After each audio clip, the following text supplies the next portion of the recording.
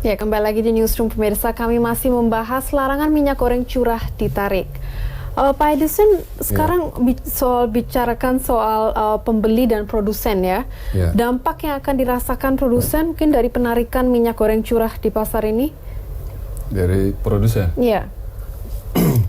Kalau dari produsen mungkin pada saat awal-awal saja mereka akan mengalami pengurangan karena dari harga yang 9.000 bisa jadi 11.000 masyarakat bisa belinya. Pada saat awal mungkin seperti itu. Tapi saya akan memberikan beberapa hal yang mungkin bagi kita sebagai contoh yang sebelumnya sudah berhasil dilakukan pemerintah. Misalnya seperti gas, dulu dikonversi ke minyak tanah. Semua pada protes juga. Tapi akhirnya minyak tanah ditinggal, sekarang semua jadi gas. Seperti itu.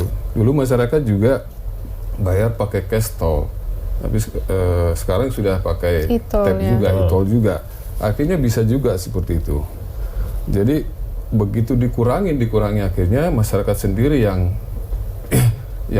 ikutan juga, apa yang tersedia tentu itu yang akan dia beli.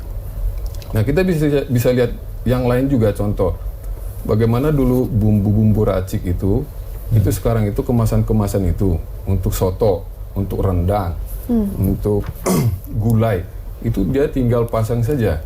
Jadi dulu kalau dibeli satu persatu takarannya tidak mengerti. Sekarang sudah dengan kemasan seperti itu.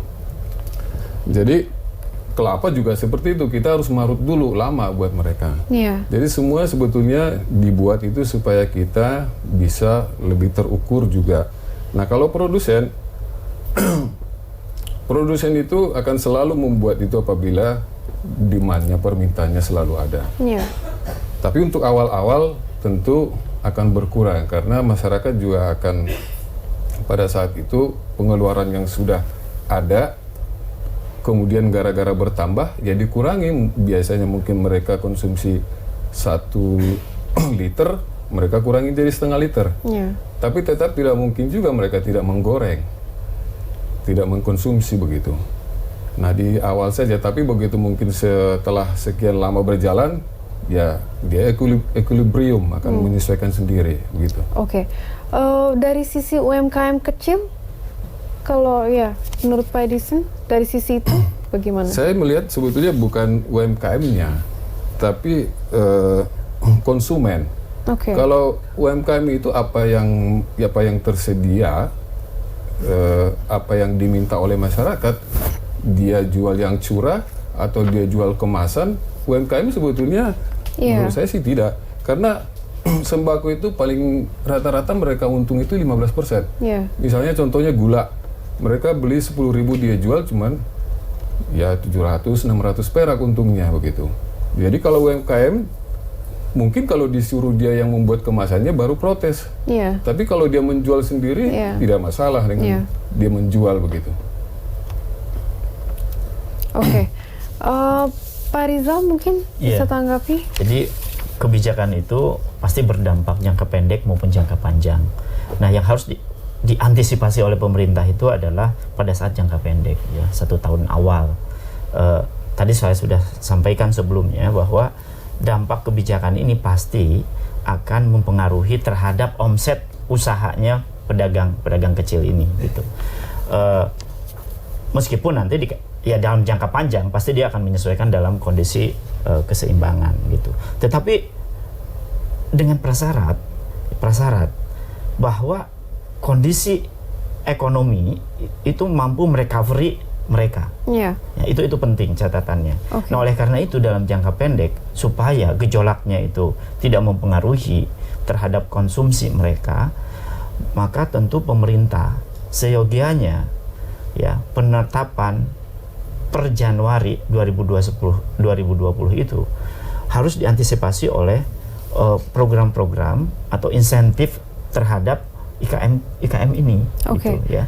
Itu penting. Kemudian yang kedua, pemerintah juga dalam jangka panjang harus memberikan satu kondisi iklim, gitu ya, supaya ini merecovery usaha mereka, ya, yang notabene iklim perdagangan yang kondusif. Jangan sampai begini kebijakan ini justru mempengaruhi omset mereka yang nanti akan mendorong penerimaan mereka menjadi turun. Oke, terakhir Pak Rizal, harapan ke depan dengan penarikan minyak goreng curah di pasaran dan dilanjutkan Pak Edison? Ya. Singkat saja Pak. Ya, kita berharap kebijakan ini ya seperti halnya di di Permendag 80 2014, harapannya supaya memang melindungi konsumen gitu ya. Tetapi jauh lebih dari itu, tidak hanya melindungi konsumen, tetapi juga harus mampu melindungi pelaku-pelaku usaha yang di level produsen ya. Saya kira itu. Oke, silakan Pak Edison. Saya pikir pemerintah harus melihat timingnya supaya kemampuan masyarakat itu dan pelaku usaha itu tidak bergejolak, dan juga untuk pelanggar yang melakukan nanti oplosan dan lain-lain itu dihukum berat, sehingga masyarakat juga tidak kecewa dengan apa yang mereka beli apabila sudah berpindah ke kemasan. Demikian, makasih. Oke, terima kasih Pak Edison, terima kasih Pak Rizal atas perbincangan hari ini. Dan pemirsa, informasi dari mancanegara akan kami hadirkan setelah jeda yang satu ini, tetaplah di Newsroom.